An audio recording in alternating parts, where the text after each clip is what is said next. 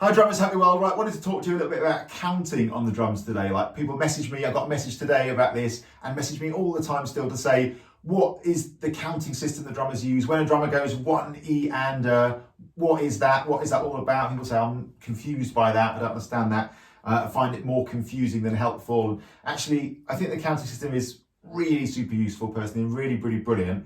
It takes a bit of time, if you don't currently understand it, just to get it into your system and to get fluent with it.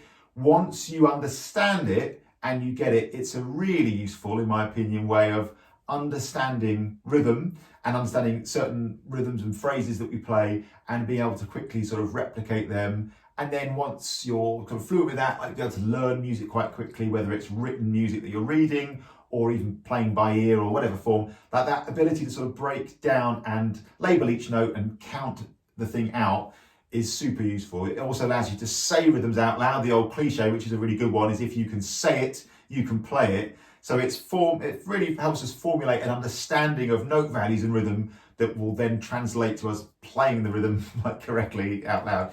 So a couple of things that people often get confused about with counting, just based on the sessions that I run, is people often ask me, do drummers count when they're playing like at full speed?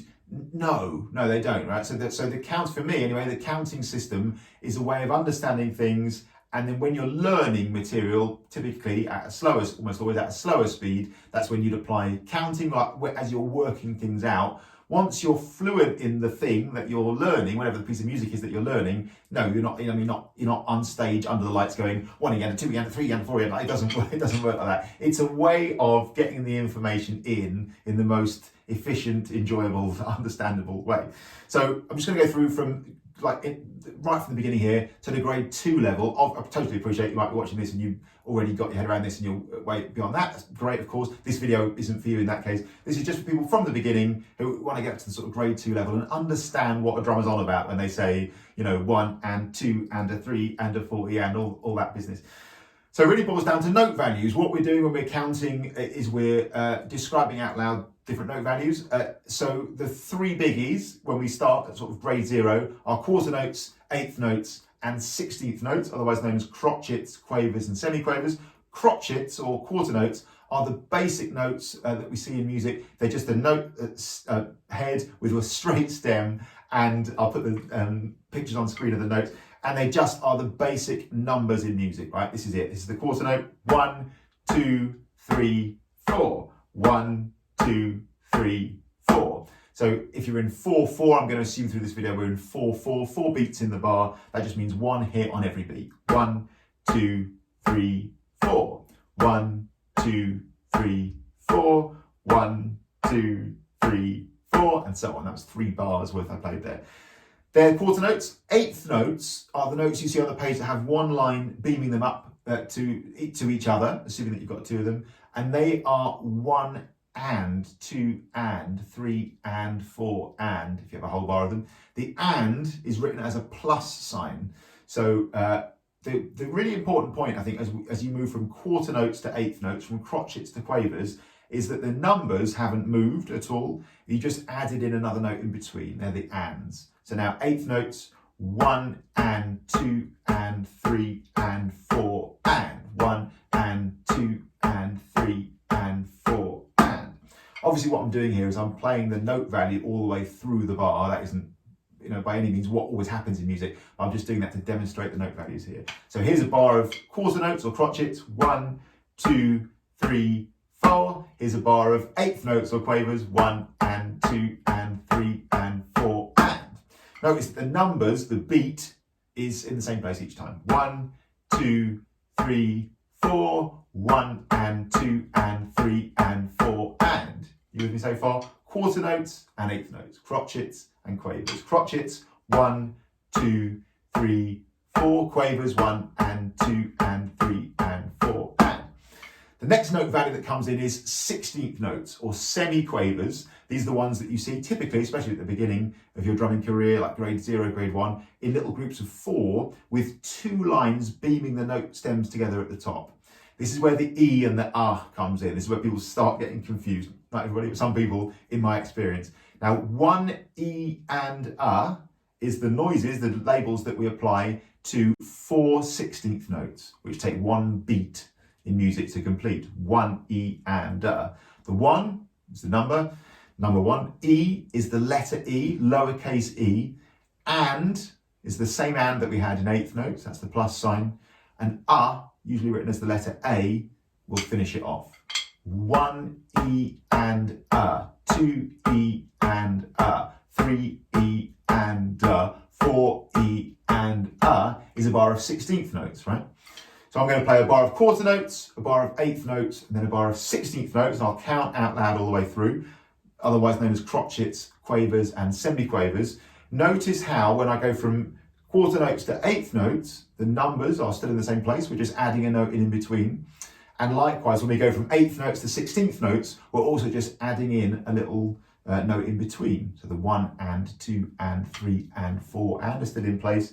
We just switch up to 1 E and 2 E and One way of doing this isn't set in stone, but one quite good way of wrapping your head around this at first, if you find this all a bit confusing, is to play your right stick or your lead stick all the way for quarter notes and for eighth notes.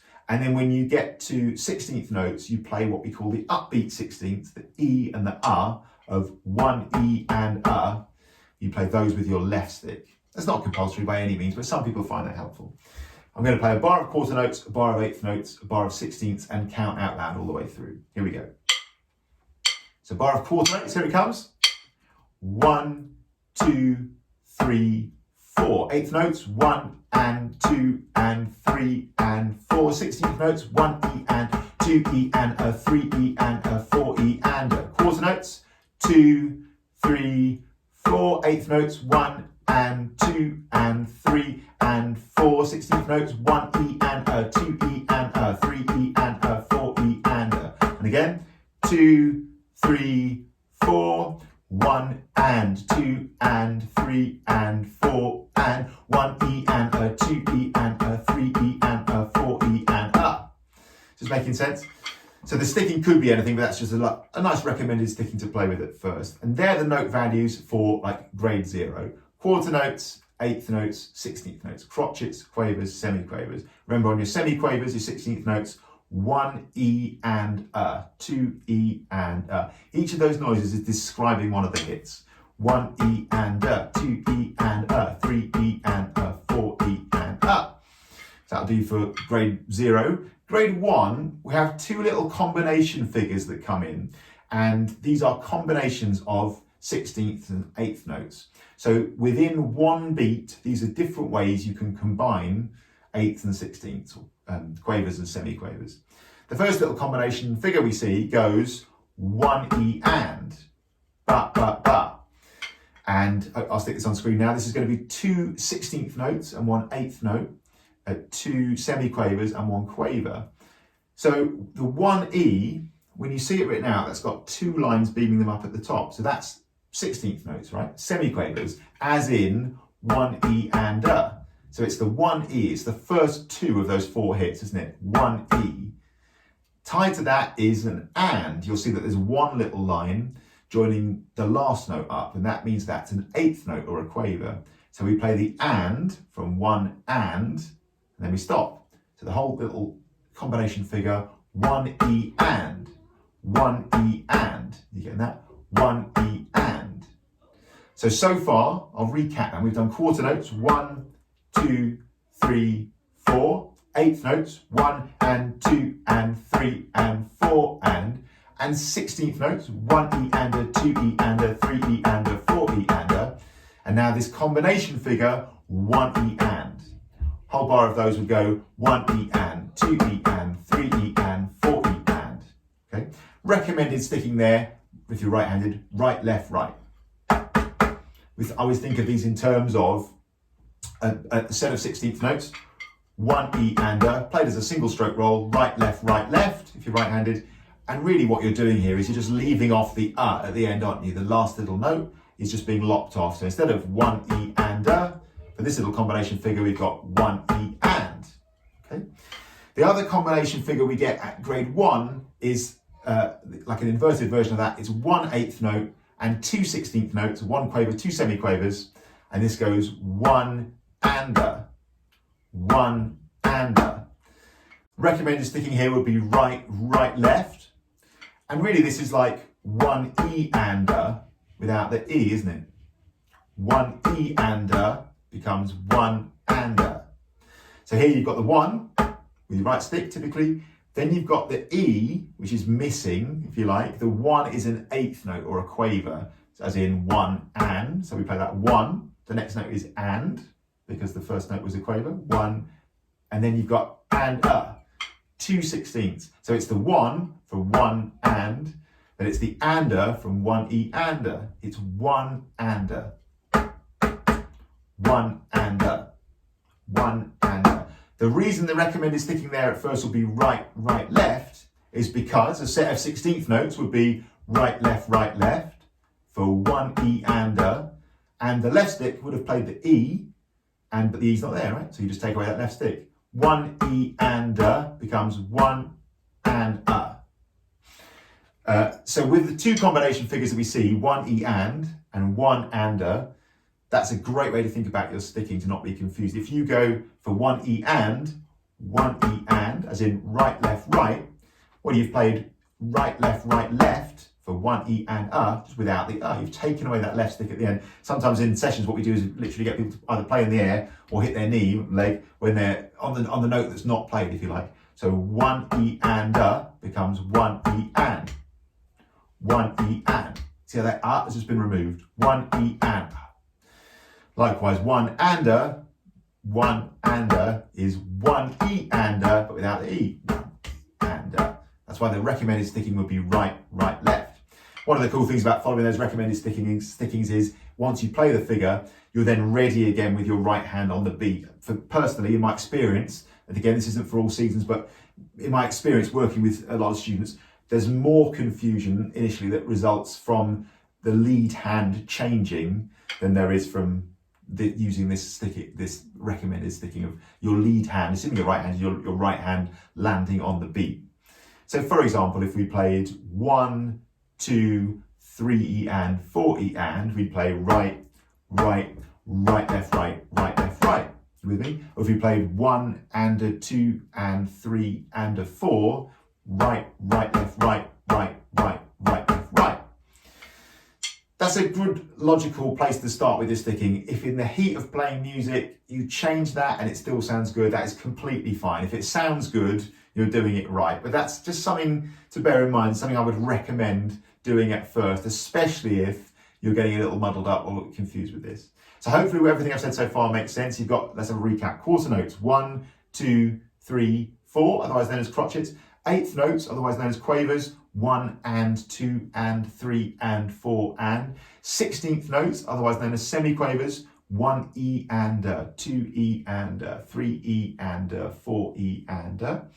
And then the two combination figures we see at grade 1, 1 E and, 2 E and, 3 E and, 4 E and. That little 2 semiquavers, 1 quaver combo. And then the other one, which is 1 quaver, 2 semiquavers, 1/8, 2/16, 1 and 2 and 3 and 4 and. Right, for grade 2, there's only one other little rhythm that goes in there, and that is the triplet, the 8th note triplet, right? Now, triplets are the ones with a little 3 written over the top. When they're 8th note triplets, they're written as 8th notes, as quavers, as in they've got one line joining the stem up.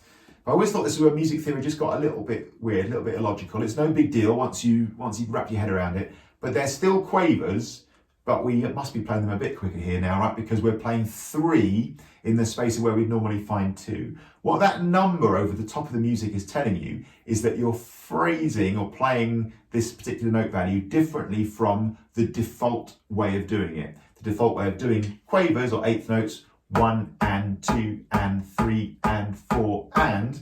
When you play 8th note or quaver triplets, you're going to go 1 triplet, 2 triplet, 3 triplet, 4 triplet. So it's 3 evenly spaced out hits throughout the beat.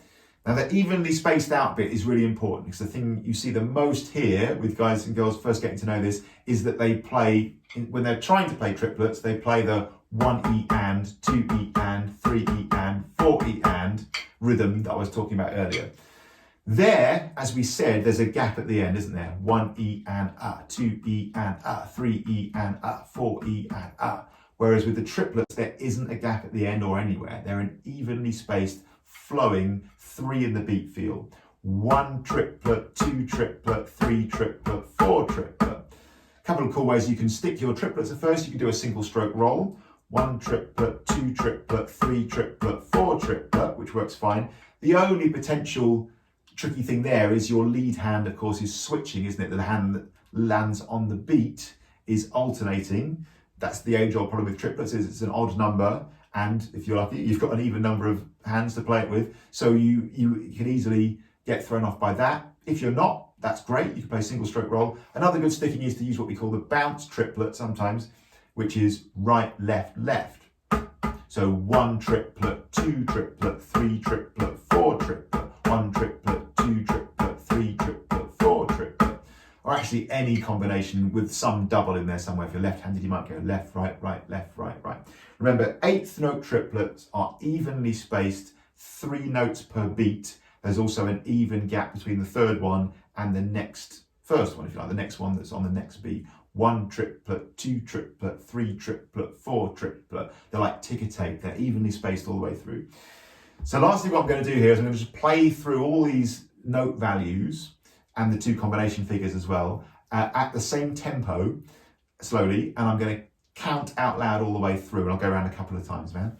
So starting with quarter notes or crotchets, 2, 3, 4. Crotchets, 1, 2, 3, 4. I'll do a few bars, 4 bars of each. 2, 3, 4, 3, 2, 3, 4, 4, 2, 3, 4. Now 8th notes, quavers, and 2 and 3 and 4 and 1 and 2 and 3 and 4 and 1 and 2 and 3 and 4 and 1 and 2 and 3 and semi-quavers, 1E and a, 2E and a, 3E and a, 4E and a, 1E and a, 2E and a, 3E and a, 4E and a, 1E and a, 2E and a, 3E and a, 4E and 1E and a, 2E and a. Right, combination figure 1, 1E and, 1E and, 2E and, 3E and, 4E and, 1E and, 2E and, 3E and, 4E and, 1E and, 2E and, 3E and, 4E and, 1E and, 2E and, 3E and. Right, next combination figure 1 and a 1 and a 2 and a 3 and a 4 and a 1 and a 2 and a 3 and a 4 and a 1 and a 2 and a 3 and a 4 and a 1 and a 2 and a 3 and a 4. Triplets, 1 triplet, 2 triplet, 3 triplet, 4 triplet, 1 triplet, 2 triplet, 3 triplet, 4 triplet, 1 triplet, 2 triplet, 3 triplet, 4 triplet, 1 triplet, 2 triplet, 3 triplet, 4 triplet, 1. All right, I'll do it just a little bit quicker, and I'll go just a couple of bars of each one. Crotchets, 1, 2, 3, 4. 1, 2, quavers. 1 and 2 and 3 and 4 and 1 and 2 and semi-quavers. 1E and a 2E and a 3E and a 4E and a 1E and a 2E and a combination number 1, 1E and 2E and 3E and 4E and 1E and 2E and combination 2, 1 and a 1 and a 2, 3 and a 4 and a. Here we go, triplets. 1 triplet, 2 triplet, 3 triplet, 4 triplet, 1 triplet, 2 triplet, 3 triplet, 4 triplet, triplet, 2 triplet, 3 triplet, 4 triplet, 1 triplet, 2 triplet, 3 triplet, 4 triplet.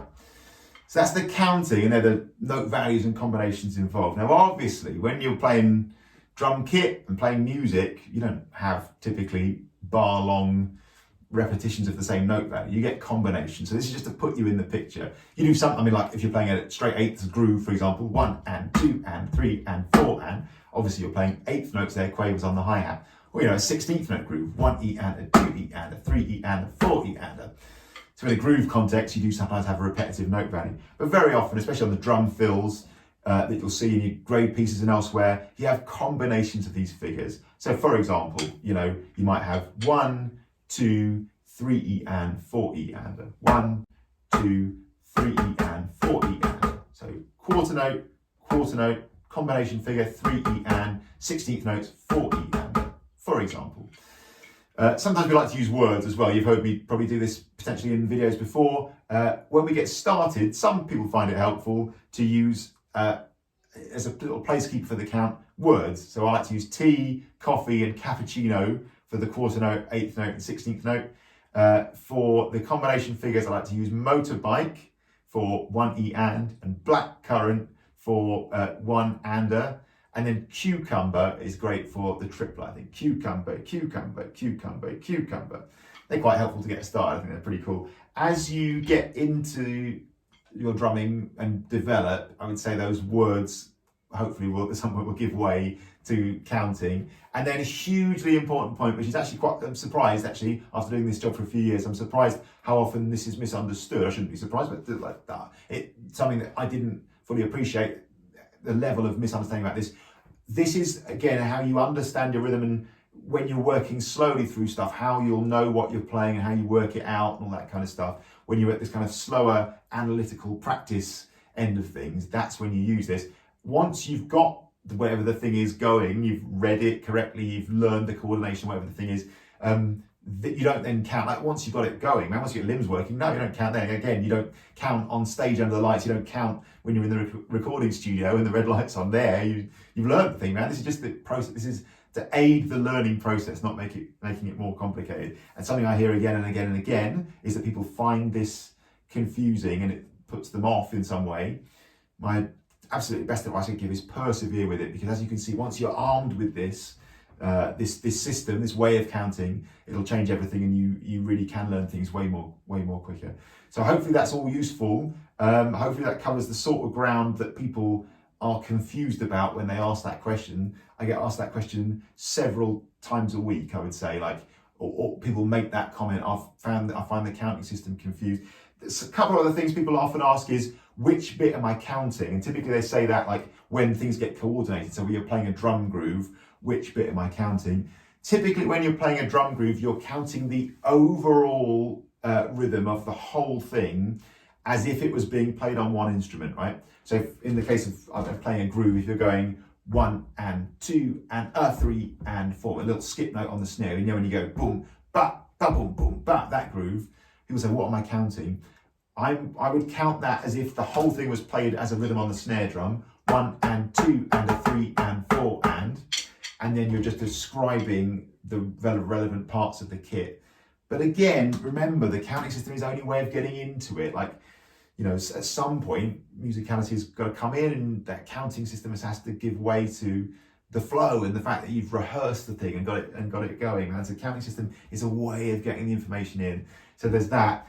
People often find it confusing, of course, when it moves around the kit as well. So typically at grade 0, grade 1, it doesn't massively do this, I don't think. Might be some instances where it does. At grade 2 and onwards, it does it more. Say that you have, I don't know, 1 ander, that little rhythm. It might well be that it's split between different parts of the kit, right? So it might be that you go 1 ander, or, you know, 1 ander.